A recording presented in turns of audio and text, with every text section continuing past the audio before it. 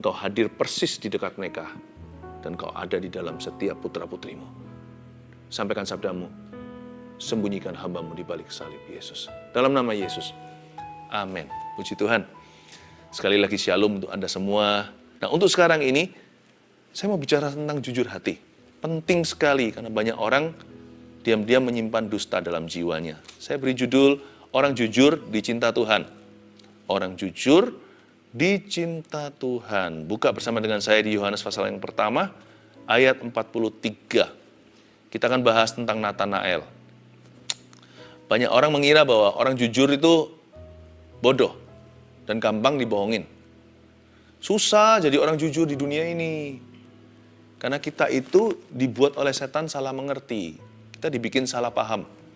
Kejujuran itu seolah-olah sebuah kelemahan atau cacat celah. Salah. Apa hubungannya jujur dengan tumpul pikiran? Nggak ada. Jujur itu value, virtue. Jujur itu nilai yang luar biasa di mata Kristus. Dan kita bisa loh jadi tulus seperti merpati, tapi tetap cerdik seperti ular. Orang jujur itu karakter soalnya. Dia bukan bunglon. Dia nggak terpengaruh nanti kalau tanahnya hijau, badannya ikut hijau. Nanti kalau dia di dahan coklat, dia ikut coklat. Orang jujur itu nggak pelin-pelan. Dia punya prinsip kehidupan. Coba saya luruskan. Orang jujur itu ternyata dicinta Tuhan dan akan dipromosikan oleh Tuhan cepat lambat. Yohanes pasal yang pertama ayat yang ke-43. Pada keesokan harinya, Yesus memutuskan untuk berangkat ke Galilea. Ia bertemu dengan Filipus dan berkata kepadanya, ikutlah aku. Filipus itu berasal dari Betsaida, kota Andreas dan Petrus. Sebentar, ini cerita sekilas Yesus memanggil murid-murid pertama. Ada yang ikut Yesus karena kesaksian saudaranya, seperti Petrus ikut Yesus karena Andreas. Tapi Filipus langsung diberitahu sama Tuhan, ayo ikut aku, dia mengikut pula. Gitu aja, mudah sekali. Sebuah keputusan untuk ikut Tuhan. Tapi Filipus di ayat yang berikutnya, di ayat 45, Filipus bertemu dengan Natanael dan berkata kepadanya, kami telah menemukan dia yang disebut oleh Musa dalam kitab Taurat dan oleh para nabi, yaitu Yesus anak Yusuf dari Nazaret. Di ayat 45 ini masuklah lakon kita. Masuklah Natanael yang akan menjadi pembahasan saat teduh hari ini. Filipus bertemu dengan Natanael, jadi ternyata Natanael itu dibawa Filipus ke Yesus. Filipus ngomong begini sama dia, hei, kami sudah menemukan dia yang disebut oleh Musa dalam kitab Taurat dan oleh para nabi, yaitu Yesus anak Yusuf dari Nazaret. Filipus memberitahu sama Natanael, kita temukan Mesias. Kita sudah menemukan yang dinubuatkan oleh firman ahli Taurat, oleh hukum Taurat, maksudnya oleh kitab Taurat dan para nabi. Filipus memberitahu bahwa Yesus itu adalah somebody. Kita sudah menemukan anak Allah yang maha tinggi, yang selama ini ditunggu-tunggu oleh Israel, ditunggu-tunggu oleh umat pilihan Allah. Dan Natanael harusnya langsung senang. Memang dia senang, tetapi ayat 46, kita sangat interesting bagaimana dia bereaksi. Ayat 46 bunyinya begini, kata Natanael kepadanya, mungkinkah sesuatu yang baik datang dari Nazaret? Apakah ini diskriminasi atau menghina Yesus? Enggak sih, wong belum kenal kok. Tapi Natanael itu jujur ngomong apa adanya. Dia enggak terus asal percaya, huru-hara, orang-orang lagi kerumunan di mana, ngikuti aja. Lempar batu, merusak kiri kanan. Orang jujur itu bukan orang yang clueless, having no idea, nggak tahu mau berbuat apa, nggak punya pikiran yang jelas. Natanael itu orang yang mencari Tuhan. Dia salah satu daripada umat pilihan yang menanti-nanti agar kitab Taurat dan kitab para nabi digenapi. Jadi waktu dia dengar Filipus kesaksian, dia melontarkan pertanyaan yang sangat honest atau pertanyaan yang apa adanya. Hei, apa mungkin ya sesuatu yang baik datang dari Nazaret? Itu bukan nada hinaan, itu sebuah pertanyaan. Dari sini kita tahu bahwa orang jujur itu bukan orang yang bodoh. Nggak ada hubungannya dengan tumpul pikiran. Nathanael ini boleh dikatakan sebagai salah satu dari murid Yesus yang paling jujur. Nanti saya kasih bocoran di ayat-ayat berikutnya. Yesus memuji dia. Ini loh Israel sejati, nggak ada kepalsuan di dalam dirinya. Ini salah satu orang yang paling jujur di Israel. Udah begitulah. Makanya dapat gelar Israel sejati dari mulut Tuhan. Coba lihat ya bagaimana orang jujur itu bereaksi. Orang jujur bisa mikir. Justru kalau kita itu jujur sama Tuhan, jujur sama diri sendiri, jujur sama orang lain, kalau itu adalah sifat yang kita bawa kemana-mana, pikiran kita jadi jernih. Pikiran kita jadi objektif. Jujur itu pangkal jernih. Jujur juga pangkal mujur. Pertama-tama kejernihan dulu. Justru orang kalau penuh dengan tipu daya di dalam dirinya, biasanya seperti benang yang kusut. Sudah nggak bisa diluruskan. Jangankan mikirkan sesuatu yang objektif. Orang yang nggak jujur, yang suka bohong, adalah orang yang tidak mengenal dirinya sendiri. Perkataannya sendiri pun akan diragukan. Jadi di sini kita pelajari di ayat 46. Nathanael itu bisa berpikir, dia bertanya dengan apa adanya. Mungkin nggak ya sesuatu baik datang dari Nazaret? Apa kata kitab Taurat? Apa kata kitab para nabi? Aku mau selidiki. Aku sih siap percaya kalau memang ini benar-benar Mesias yang dikatakan di dalam firman Allah. Tapi sebelumnya, izinkan aku untuk mencari dengan segenap hati. Dari sini kita tahu komitmennya. Kalau dia mau percaya, dia akan percaya sepenuhnya. Orang jujur itu bisa membuat keputusan. Biasanya decisive orangnya. Ya. Ayat 47 kata Filipus kepadanya, mari dan lihatlah. Yesus melihat Nathanael datang kepadanya, lalu berkata tentang dia. Lihat, inilah seorang Israel sejati. Tidak ada kepalsuan di dalamnya. Filipus daripada berdebat, dia berkata, mari, sini saja dan lihatlah sendiri. Come and see. Yesus melihat Nathanael lalu datang kepadanya. Terus Yesus berkata tentang dia. The first remark. Komentar pertama Tuhan Yesus waktu bertemu dengan dia. Itu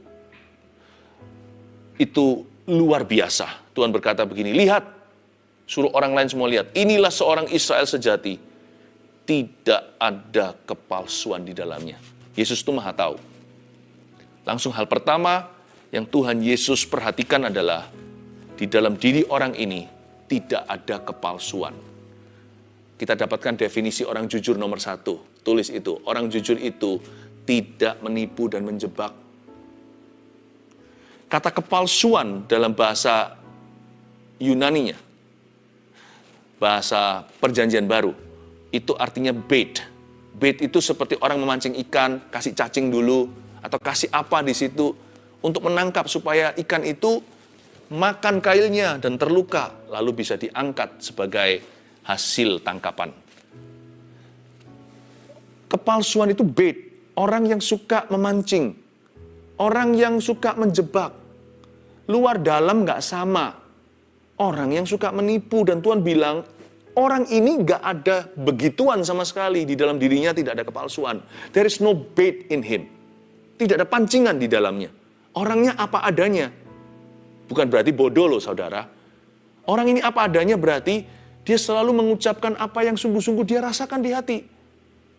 Dia nggak pernah pura-pura, nggak pasang topeng, no bait in him. Tidak ada kepalsuan sama sekali. Dari komentar Yesus kita tahu standar jujur itu apa. Orang jujur itu tidak pernah menipu dan menjebak orang lain. Motivasinya selalu bersih. Mungkin dia tidak maha pengertian. Dia tidak mengerti segala sesuatu. Dia belum memahami apakah Yesus for real or not. Apakah Yesus inilah Mesias yang dimaksudkan, atau haruskah dia menunggu yang lain. Dia mau studi lebih lanjut, dia mau selidiki. Karena itu dia nggak asal berkata, aku percaya, kalau dia nggak percaya. Tapi sekali dia percaya, apapun tidak bisa menggoyahkan kepercayaannya. Sebab orang jujur itu berpikir. Dan kalau dia sudah berpikir, dan kalau dia sudah menimbang dengan hatinya, apalagi kalau dia sudah ketemu sama Tuhan, orang gitu nggak bisa digoyangkan. Orang jujur biasanya bukan hanya dicinta Tuhan, tapi dipercayai oleh Tuhan juga. dipercayai perkara-perkara yang besar. Karena Tuhan tahu, orang ini tidak ada kepalsuan. Kalau dia berkata ya, ya, iya. Kalau dia berkata tidak, ya tidak. Nggak ada di tengah-tengah yang dari setan. Dia nggak pernah berkata ya, lalu kemudian dia nggak mau. Dia nggak pernah berkata tidak, lalu diam-diam di belakang layar dia melakukannya. Tuhan bisa pegang orang jujur pada perkataannya. Makanya Tuhan suka orang yang begituan. Apalagi orang yang tidak punya agenda pribadi yang tersembunyi. Bukan orang yang bergerilya untuk menjatuhkan orang lain atau menjebak mereka atau mengambil keuntungan. Orang jujur itu tidak ada kepalsuan di dalam dirinya. Dan Yesus suka yang begituan. Padahal Nathanael belum percaya sama Yesus. Boleh dikatakan Nathanael masih meragukan. Yesus itu beneran nggak? Apa ini? Atau tunggu orang berikutnya? Tapi Tuhan suka dulu. Karakternya itu loh. Tuhan bilang orang ini bisa jadi muridku. Dia bisa menjadi orang kepercayaanku. Sebab dia tidak pernah menipu atau menjebak orang lain. Berniat demikian pun tak pernah masuk dalam pikiran. Lihat, inilah seorang Israel sejati, tidak ada kepalsuan di dalamnya. Ayat 48. Kata Nathanael kepadanya, bagaimana engkau mengenal aku? Jawab Yesus kepadanya, sebelum Filipus memanggil engkau, aku telah melihat engkau di bawah pohon ara. Ayat 48 menunjukkan sifat orang jujur yang berikutnya. Lihat ya, jawaban Nathanael itu patut kita angkat topi terhadapnya. Biasanya kalau kita dipuji, pujian itu nggak benar, nggak apa-apa. Pokoknya kita senyum dulu, kita tersipu-sipu dan berkata, jangan gitu. Enggak lah ya, tapi kita senang sekali. Kita terima pujian itu. Sekalipun pujian itu tidak tepat dengan realita. Tapi Nathanael tidak begitu. Kata Nathanael kepadanya, tunggu Tuhan, bagaimana engkau mengenal aku? How do you know that I'm like that? Bagaimana engkau mengenal aku? Ini bukan keraguan. Dia berkata, Tuhan, are you sure? Apakah aku adalah Israel sejati seperti yang kau katakan? Tidak ada kepalsuan di dalam diriku. Apakah aku memang layak terima pujian itu? Setauku aku ini orang berdosa, aku ini juga punya kelemahan. Tapi Tuhan lebih mengerti aku. Biarkan terjadi padaku sesuai dengan perkataanmu.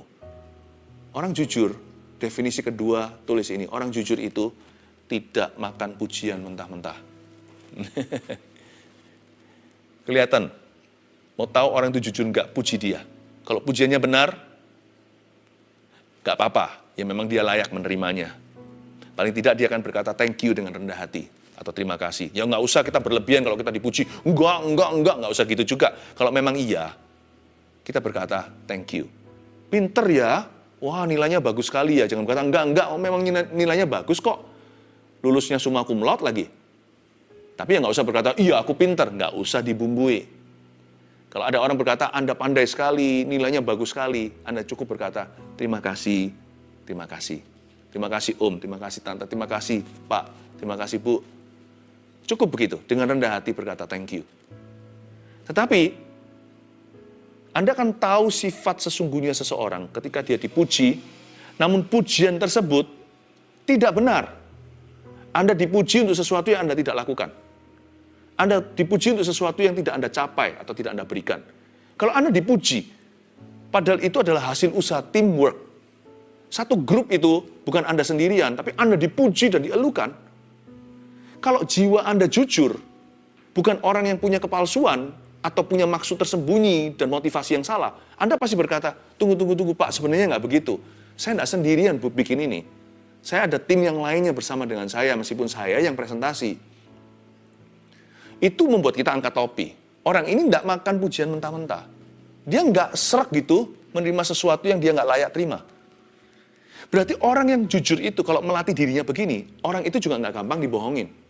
Kalau dia nggak gampang terbuai, dia nggak gampang dibujuk, berarti dia juga nggak gampang dibohongin siapa-siapa. Nah, ini mematahkan mitos bahwa orang jujur itu gampang ditipu. Siapa bilang? Salah. Orang jujur itu bisa memilah-milah. This is for me, this is not mine. Ini punyaku, ini bukan punyaku. Karena itu orang yang jujur biasanya lebih jernih untuk berpikir, lebih smart secara spiritual inteleknya terutama. Dia punya spiritual intelligence, dia bisa membeda-bedakan mana yang benar, mana yang bukan, mana kehendak Allah. Dan dia bisa berkata tidak kepada sebuah tawaran yang dia tahu ujungnya adalah jebakan. Kalau hatinya tidak pernah menjebak siapa-siapa, orang gini juga susah dijebak. Makanya Yesus berkata, kamu mau cerdik seperti ular? Tulus dulu seperti merpati. Lanjutkan berikutnya, engkau akan cerdik seperti ular juga. Jadi kalau hati kita sudah benar itu gampang sekali untuk kita itu diberi Tuhan karunia. Yaitu kepekaan untuk melihat orang. Dan Tuhan Yesus berkata gini, jawab Yesus kepadanya di ayat 48b. Sebelum Filipus memanggil engkau, aku telah melihat engkau di bawah pohon ara. Aku telah melihat engkau di bawah pohon ara. Mungkin secara harafiah, Yesus sungguh-sungguh melihat secara supranatural, tentunya Yesus nggak ada di situ. Ya, tapi Yesus Maha tahu, dia memberitahu bahwa tadi aku lihat kamu di bawah pohon ara. Ya. Mungkin sungguhan di bawah sebuah pohon, beneran. Yesus melihat dia di sana. Makanya membuat si Nathanael tercengang. Loh, kok tahu? Kok tahu aku tadi di mana? Ini kan kata-kata pengetahuan. Dan seharusnya hanya Allah yang tahu. Dan hanya Allah yang maha hadir di mana-mana. Tapi ini juga sebuah pepatah sebenarnya dalam culture kebudayaan orang Yahudi saat itu. Kalau seseorang berkata, I see you under the fig tree, itu artinya I see you in prayer. Bisa jadi ini bukan harafiah, tapi kiasan. Yesus berkata, aku telah melihat engkau di bawah pohon ara, dengan kata lain, aku melihat kamu sebelum kesini tadi berdoa, dan aku tahu doamu apa, dan aku ada dalam doamu, aku menjawab doamu, membuat dia semakin tercengang, bukan tahu lokasinya saja, Yesus tahu apa yang dia doakan. I saw you under the fig tree. Aku melihatmu meditasi. Aku bahkan tahu ayat mana yang kamu baca dari kitab Taurat tadi. Dan apa yang kamu serukan kepada Allah Bapakku. Aku tahu semuanya. Doa yang kau ucapkan dalam hati, gak seorang pun pernah mendengarnya. Bahkan ibumu sendiri pun tidak tahu. Istrimu juga gak tahu kalau dia sudah menikah. Aku Tuhan mendengarnya. Membuat Nathanael semakin yakin Yesus sungguh-sungguh adalah anak Allah. Karena hanya Allah yang maha tahu. Dia berkata, aku melihatmu di bawah pohon ara. I was there when you prayed. Aku ada di situ waktu kamu berdoa. Dia kaget kan? Ini kan manusia. Anak tukang kayu katanya. Kok bisa dia ada di dalam doa saya? Waktu saya berdoa kok dia ada di situ? Karena setauku hanya Allah lah yang bisa mendengar doa. Mungkinkah dia inilah Allah? Nanti dia berkata, you are the son of God. Kamulah anak Allah. Tentunya bukan karena Tuhan tepat menebak lokasinya. Tapi lebih daripada itu, Tuhan memberitahukan kepadanya apa yang dia doakan tadi sebelum ketemu Yesus. Amazing, amazing encounter with Jesus. Ayat 49, kata Nathanael kepadanya, Rabi, engkau anak Allah. You are the son of God. Engkau raja orang Israel. Wow. 49 tadi Nathanael langsung berseru. Guru, Rabi itu maksudnya itu. Engkaulah anak Allah. You are divine, kau ilahi. Tapi engkau juga raja orang Israel. Tapi engkau manusia. Engkau adalah juru selamat, mediator. Engkau adalah Mesias bagi dunia. Dari ayat 49, seruan Nathanael tercengang ini, saya ambil sebuah kesimpulan, jujur adalah nomor 3. Orang jujur itu mengakui kelebihan orang lain. Dia bisa ngaku kalah gitu loh. Kan tadinya dia nggak percaya.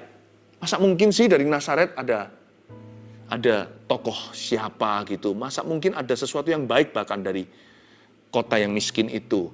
Bukan menghina. Masa mungkin dari Nazaret, kota kecil, desa, atau dusun gembala, bisa keluar apa-apa. Sekarang dia berkata, engkaulah anak Allah, ya Rabi, ya Guru. Engkaulah raja orang Israel. Dia berani ngaku kalah istilahnya. Orang jujur itu gampang atau mudah mengakui kelebihan orang lain. Makanya orang yang jujur hatinya itu mudah memuliakan Allah, gak susah memuji Tuhan. Karena dia tahu Tuhan siapa. Mulutnya mengaku. Setiap lidah mengaku, setiap lutut bertelut mengaku Yesus adalah Tuhan. Nggak hanya dengan Tuhan, kalau sama Tuhan bisa. Sama orang lebih gampang. Ya betul, you were right. Orang jujur itu rendah hati. Gampang berkata, betul, kamu yang betul tadi, aku yang salah. Bukan minder, bukan orang yang dikit-dikit merasa guilty, bukan.